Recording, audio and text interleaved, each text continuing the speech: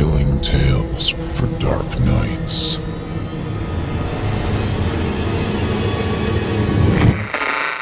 Want to make sure you never miss a Chilling Tales for Dark Nights video again? Be sure to subscribe and hit that bell to turn on notifications. The following interactive performance is a first-round entry in Chilling Tales for Dark Nights' 5th annual Evil Idol voice acting competition. And you, listener, get to help decide who advances to Round 2. Voting is simple. Following the performance, simply click the thumbs up icon on this video if you'd like this contestant to move forward, or the thumbs down if you'd like to see them be eliminated. Voting on this entry will conclude 1 week after the date of its posting. Thank you, and good luck to all of our contestants.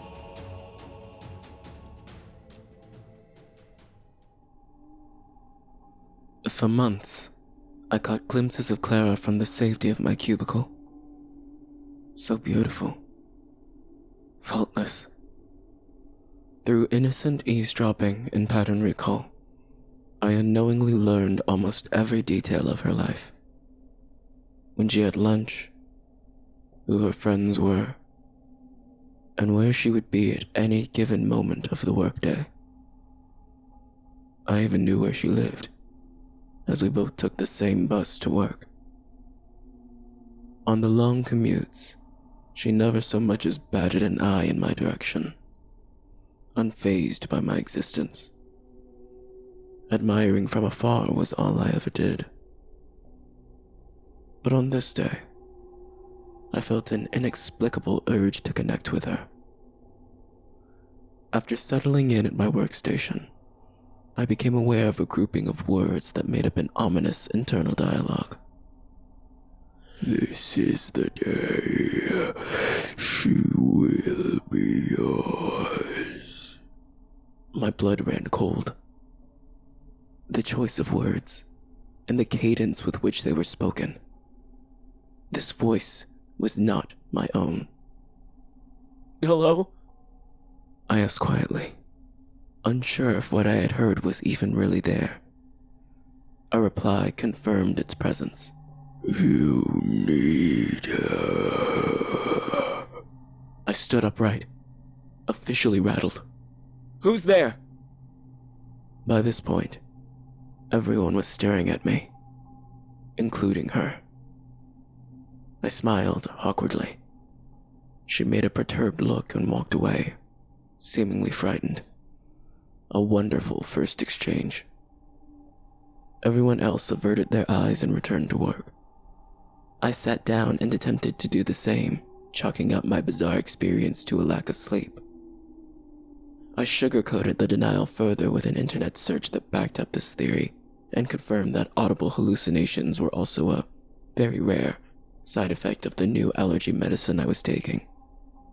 Satisfied with my haphazard research, I craned my neck around the confines of my cubicle and noticed that Clara was shuffling some papers around at the copy machine. A strange feeling overcame me in this moment. For whatever reason, I felt I could bear the distance between us no longer. My legs began moving, opposite the signals my brain tried sending them to stop. I couldn't believe what I was doing, but infatuation seemed to outweigh my fear. I felt such a strong need to reach out and touch her. Just as I was about to take my final step in her direction, our boss came over and pulled her aside to discuss some work-related matters. I sighed in relief, shaken by my own actions. Another internet search turned up very little evidence that sleep deprivation coupled with certain antihistamines could translate into hormone imbalance, potentially leading to an increased libido. That must have been it, I thought. Despite its many holes, this explanation sat well with me, at least for a few moments. Chase her down. Demand her attention. The voice was back. Panic set in as I dove into my work and did my absolute best to ignore the taunting, as well as my new urges. This was easier said than done, especially with how often Clara walked by my cubicle to get to and from her various workplace destinations. At one point, I almost grabbed her leg as she strolled past. I was able to pull my arm back with the other. Luckily, she hadn't noticed. I tempered my outburst and went about business as usual. Although we went to work at the same time, Clara always left an hour before I did, just in time to catch the last bus. My projects ran late, so I would usually have a willing coworker bring me home. On this day, however, it was the middle of winter, and there was a storm coming. Most of the staff had left early to beat the snow. I would have been smart to do the same, but focusing on my work was the only thing keeping my mind off of Clara, which in turn kept the disembodied voice at bay. Closing time snuck up on me faster than expected. Find her. I stopped at the elevator. Please, just leave me alone, I begged in a hushed tone. The voice repeated its demand, louder this time. Find her. No! I shouted, fed up, but still scared. The voice responded in kind. Then suffer. All at once, I stopped breathing. I felt my chest begin to cave in as the oxygen within dissipated. I fell to the floor before I could reach for the phone at my station and call for help. Just as quickly as it started, the episode ended, and air once again filled my lungs. Do not disobey. This warning was enough to render me terrified. From this point forward, I had no choice but to give in to the voice's commands. Some way, somehow, I would have to go to Clara. I pulled out my phone. As expected, there were no ride-sharing services available. A driving ban had just been issued due to the coming weather. Fantastic. Upon exiting the building without so much as a long-sleeve shirt to keep me warm, I headed off in the direction of Clara's home, backtracking over the route taken by our bus. It would take me roughly 4 hours to get to her by foot. Knowing this, I made long and firm strides in the hopes of minimizing the amount of time it would take me to reach her. While walking down Main Street in this fashion, I noticed a lot of the businesses closing up for the night due to the approaching blizzard. One of these shops was the local florist. A gift. Knowing what the voice had in mind, I pushed the door open just as the florist was about to lock up, startling the hell out of her. I grabbed the nearest rose I could find, threw some money down on the counter, and left in a haste. I did not wish to feel my lungs collapse again. I began power walking towards Clara's house, hoping I would beat the storm there. Before making it too far, I felt a sharp pain in my hand. I looked down and saw droplets of blood splattered across the ground. It was the rose. I had grabbed an uncut one, thorns and all. My palm was now bleeding profusely, but I kept walking. The voice returned to encourage me, but this time, it was faint, barely a whisper. She's waiting for you. I trudged through the harsh winds, my pace never wavering. The storm was closing in. At about the halfway point, I felt snow. It began falling at a swift and steady rate, making it almost impossible to see in front of me.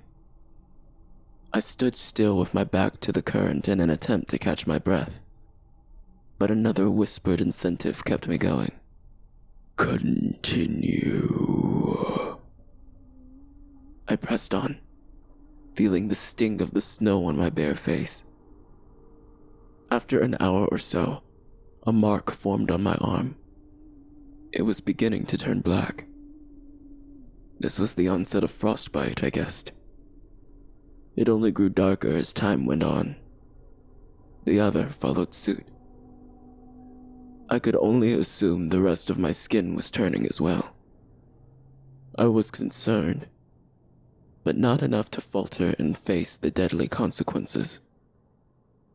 After another long and treacherous hour, I finally arrived at her street. Be with her. The lawn was covered in snow, but I could still see the stone walkway leading the way to the front door. I took a step onto it, but quickly fell to the ground, slipping on a sheet of ice. My arm met the unforgiving ground below. It was more than likely broken, but I couldn't feel a thing. I stood up and kept walking. Having more than likely heard the sound of my fall, Clara opened the front door and walked out to meet me. She said nothing. She simply looked at my frost-bitten and disfigured form with a horrified expression. She raised her hands over her mouth in shock. I reached up and presented her the rose. I had little energy left to speak, but I managed to offer her a couple of words. For you. She stared at me, just as she had earlier. Those eyes of disgust, that look of confusion. It was now turning into sheer terror. Before I could offer an explanation, she began to scream. She screamed so loudly that a splitting pain consumed my ears. My feelings for her would not be reciprocated. Without warning, a swirling vortex of red energy burst from my frozen skin and hung above us. We both cowered in its presence. Before we could escape, the entity rushed to Clara and wrapped itself around her arms and legs, pinning her in place. An all too familiar sound rang through the stormy night, and I understood what was happening. The voice was no longer in my head, and it was not happy with Clara. Kill her. Just as it had earlier in the day, my body moved without me. My arm was raised and I noticed a red glow emanating from the rose, similar in color to the entity. It was compelled to strike Clara, to slash her open with its thorns. I did my best to resist, but my possessed legs quickly closed the gap between us. As my arm wound up for the attack, I cried out, "No!" I yelled, to which the entity responded, Do as you're told. I can't quite explain it, but in this bleak moment, an idea sprung to mind. Less a thought than it was a feeling. A last-ditch effort to fight back. Okay. I'll do it. Just, please, release me. Very well. Make it quick. My restraints were lifted. I was surprised it had complied, but did my best not to show it. I then looked at Clara with saddened eyes. I'm sorry. I swung the rose and struck skin. Blood poured onto the snowy ground. My blood. What are you doing? I sliced open every inch of my skin I could see. In a low whisper, the voice pleaded with me. No. Stop this at once. I beg of you. Clara was freed of her binding and ran back into the house. I kept cutting until there was a pool of red surrounding me. I fell into it and lost consciousness. When I awoke, I was in a hospital bed. To my left was Clara, asleep in a chair. I was in a great deal of pain, but it seemed my wounds had been attended to. Better yet, I no longer felt the darkness within. I guess my plan worked. I tried to get up, knocking over my IV in the process. The noise woke Clara. You're awake. Please, lie back. You need your rest. Her eyes were just as beautiful as I remembered. Are you okay? I asked. I'm fine. Just a little frazzled and confused is all. She picked up the IV and handed me a glass of water. What was that thing? How did you know how to stop it? I had to dwell on it for a second to recollect all the details. I don't know. It was a strange sensation I became aware of. I felt as though it was tied to my veins in some way. A blood demon of sorts. Without my blood, it couldn't survive. She stared at me, silent. You probably think I'm crazy, don't you? She shot me an infectious smile. I was there too. I heard it. Saw it, even. If you're crazy, we both are. We laughed. A far better exchange than my first, if I was keeping score. The rest of the day was nice. We talked for hours and really got to know each other.